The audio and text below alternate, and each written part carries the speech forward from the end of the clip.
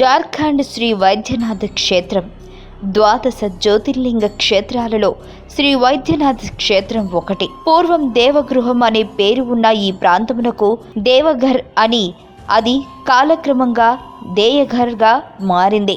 ద్వాదశ జ్యోతిర్లింగాలలో 12వ జ్యోతిర్లింగము శ్రీ వైద్యనాథ్. శ్రీ వైద్యనాథ్ క్షేత్రం జార్ఖండ్లో దేవఘర్ వద్ద ఉంది. దేవతలు విరాజిల్లిన ప్రాంతం కనుక ఈ ప్రదేశాన్ని దేవఘర్ అని అంటుంటారు. హైదరాబాద్కు 362 కిలోమీటర్ల దూరంలో పర్లి వైద్యనాథ్ ఉంది. పర్లి రైల్వే స్టేషన్ నుంచి 2 కిలోమీటర్ల దూరంలో శ్రీ వైద్యనాథ్ క్షేత్రం ఉంది. వారణాసి నుండి వైద్యనాథ్కు రైలు సౌకర్యం ఉంది.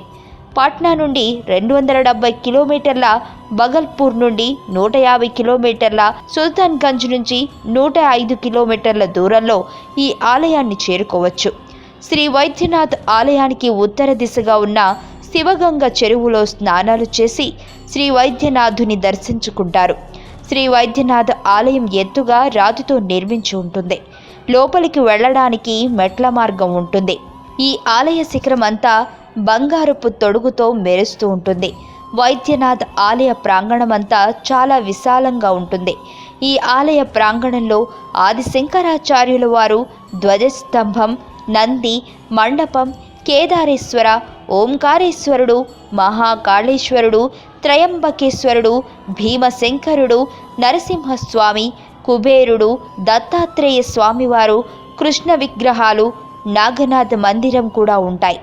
నాగనాథ్ మందిరం సమీపంలో శ్రీ వీరభద్ర స్వామి మందిరం ఉంటుంది. గర్భాలయం బయట వినాయకుడు, కుడివైపున తుల్జా భవాని, రేణుకామాత దర్శనమిస్తారు. గర్భగుడిలో జయదుర్గ త్రిపుర సుందరీదేవి అమ్మవారు దర్శనమిస్తారు. ఇది అష్టదశ శక్తి పీఠాలలో ఒకటి. ఇక్కడ సతీదేవి హృదయం పడింది అని అంటుంటారు. గర్భగుడిలో 2 అడుగుల శివలింగం ఉంటుంది.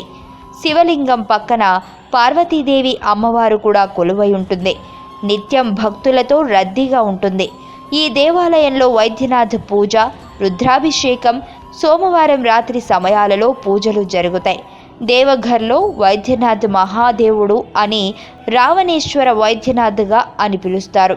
దేవతలు వైద్యుడైన ధనాత్మరునికి ఒకసారి జబ్బు చేయడంతో అశ్వని దేవతలు శివుని పూజించగా సంపూర్ణ ఆరోగ్యాన్ని పొందాడని ఇక్కడ, అందుకే శివుడు సర్వరోగాల నివారణ వైద్యనాథుడిగా పిలువబడుతున్నాడు.